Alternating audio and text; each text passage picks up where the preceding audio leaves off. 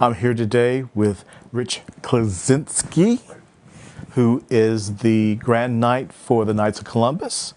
Welcome, Rich. Thank you, Father. So, first of all, tell us about yourself and you being a Grand Knight, and tell us about the Knights of Columbus. Okay. Rich Kleczynski. I've been a parishioner here at St. Laurence for I don't know how many years, late 80s, after the church was first formed here in Sugar Land. Been married for almost 40 years. Our 40th anniversary will be this coming November.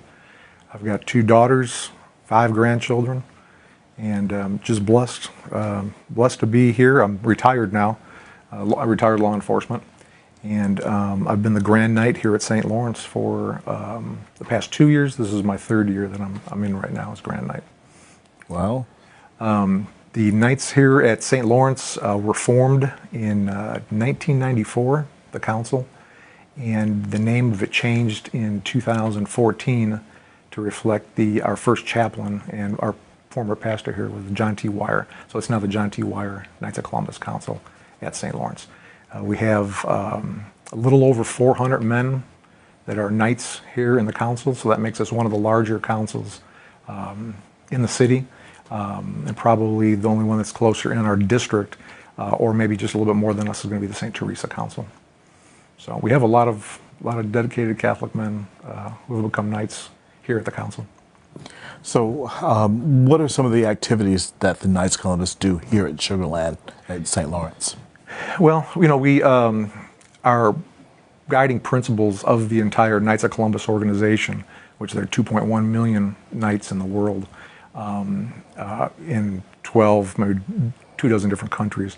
But the guiding principles are charity, unity, and fraternity. So all of our activities, that's the first 3 degrees. The 4th degree is patriotism. But the Knights were first formed under charity, unity, and fraternity by Father Michael McGivney in 1882. So we're 143 years old this year as a organization. But all of our activities, like I said, will fall under those. Underneath those principles, we have different program areas. We concentrate on faith, family, community, and life. So, for instance, when the Knights raise money, let's say at fish fry or any of the brisket sales that we do, that money goes to different programs in faith, family, community, and life. So we have a program under faith, let's say, that we support seminarians. So we'll get a list of seminarians in need from the diocese, and we'll make a contribution to them, the seminarians, every year. Also under faith, we have prayer programs. We participate in at least 2 rosaries as a council every month before each council meeting, and then we have the council for the unborn on the 2nd Sunday of every month in the church courtyard. We also, as a group of Knights under faith, we go to adoration once a month, and at 4 a.m. in the morning, and we try to get Knights there in front of the Eucharist for an hour from 4 a.m. to 5 a.m. on a Saturday morning. Under family, that's another area where we support different family functions. Let's say when we do church bazaar, we're here setting up every year. We played a big part in the 40th anniversary this year by cooking, helping with watermelon sales on the first night, setting up things, moving things around, and then community. And we participate a lot with social concerns ministry here at St. Laurence. So we donate a lot of money for Coats for Kids programs. We do our basketball challenge every year. We have an essay contest that we give money to 4 different students, 2 8th graders going on to a Catholic high school, and then 2 different high school seniors going on to college. So when people come to our fish fry, buy calendar raffles, buy turkeys, buy briskets, that's where their money is going. And all of that takes a lot of effort. It takes a lot of manpower and organization to get that done. And then, of course, under our last program area of life, we play a big part in the pro-life movement. And we have, like I said, a rosary every month for the unborn. We put up the white crosses on the lawn here every year in January. We participate in the march in Austin. And then we also give money away to, say, the Pregnancy Resource Medical Center.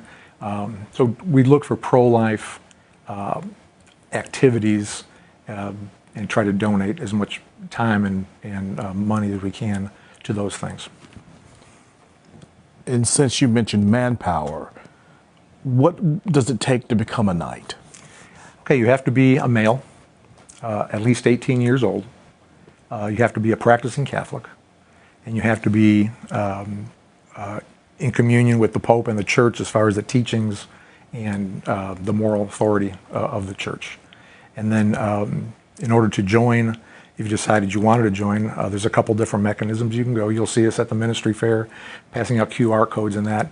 In the meantime, if you wanted to go to the St. Laurence website and look under parish life, you go down to the Knights of Columbus and go down to the bottom of the page, and you hit a button, and you can sign up online. It'll take you straight to the Supreme website, and it takes about 2 minutes to put all your information in there. I'll get notified about an hour later, and then somebody from the council will call you, talk to you, see how committed you are, and see what your interests are. And then actually, once you submit it, it's kind of interesting. They have it now where once you submit your name and information on the Supreme website, you automatically become a Knight of Columbus. And you're actually put into the state council until we can get you into the council here at St. Lawrence, or depending if you're at St. Teresa, or whatever council you're applying for. But we hope you apply to St. Lawrence Council, because we're always recruiting. We always need new blood into the council, because we've seen, and that's one of the issues we're having right now. The Knights in general are having. There's a big recruiting push because the Knights, some of these councils are getting older, and our guys fall out for whatever reason, and so some councils are actually dying off. I would hope that with the size of our parish here at St. Lawrence, and the size of the council here, it's important to get new guys in, whether they're young, middle-aged, or old, but new guys that want to put their faith in action. And that's what the Knights are all about. We're men of faith, and we try to do good works for others. We try to see Christ in other people when we see them, and we want to treat them like we want to be treated. And what is your personal experience in being a knight and also being a Grand Knight? When did you start your journey into the Knights of Columbus? Okay, I became a knight 20 years ago, and at that time I was coaching basketball here at St. Lawrence Catholic School. Very busy, didn't have a lot of time for extracurricular time between me working, raising 2 daughters, and coaching. That the Knights almost never saw me. I'll be honest with you, and that's true for a lot of young guys that join. They're younger, they have families, and we tell them right off the bat, look, the Knights is something for you. We don't put a stopwatch on you, like how long is it going to take you before you start showing up. It's what you want to make out of it. And so it probably wasn't until maybe 6-7 years ago, once I retired and stopped coaching, that I had more time for the Knights. And so that's when I got back involved. I was deputy Grand Knight for a couple of years, and now this is like my 3rd year of being Grand Knight. So every person's situation is different. We got some guys that have never been Knights retire and then say, you know what, I really want to start giving back to my community, my parish, my church. And so we got guys that join at every age group across the spectrum. And so that was my personal experience. I didn't have much time to donate with the Knights until my life kind of settled down a little bit from my personal side. So, and what's one of the highlights of you being the Grand Knight for the Knights of Columbus? I'd have to say, I think I've grown deeper in my faith, being surrounded by other Catholic men as much as I am right now. For the past 3 years, I've met some incredible men. They're just very deep into their faith. And just talking with them, being around them at adoration, in rosary, in Mass, and just learning from them. That's probably the biggest impact the Knights have had on me is my faith, is I've really become a better Catholic. Wow. And how can the church and how can St. Lawrence support you and the Knights and not only just the organization, but the men that are a part of the Knights of Columbus? What is a way that we can support you? We'd like to have, during our rosaries and that, even adoration, even if you're not a knight, or let's say you're just a parishioner that wants to go say the rosary with us when we're out on the parish courtyard, for the unborn, just come on over, pray with us for 20, 30 minutes. That shows support for us. It shows support for the cause. And then when we're selling, say raffle tickets or calendar raffles, or turkeys, it is coming up now for Thanksgiving, and Super Bowl brisket coming up after that. Think about where that money, it's a donation, and a little profit we make off of those goes to charity and for people who really are in need, and that's what the Knights are all about. So, through your contributions, and then just praying with us, coming along and praying with us, that means a lot to the guys. Okay, tell us once again, how can we start our journey to becoming a knight? Well, if you want to find out more information, you can contact me. My name is in the parish bulletin every week under the Knights of Columbus with my phone number. Text me, call me. Text is probably best. I'll get back to you a lot faster, and I can answer any of your questions. I'll tell you what, the YouTube, if you go on social media and look up Knights of Columbus and look up specifically Into the Breach program, it's a video program. You watch several of those as a man. I mean, it really will inspire you about what we're all about.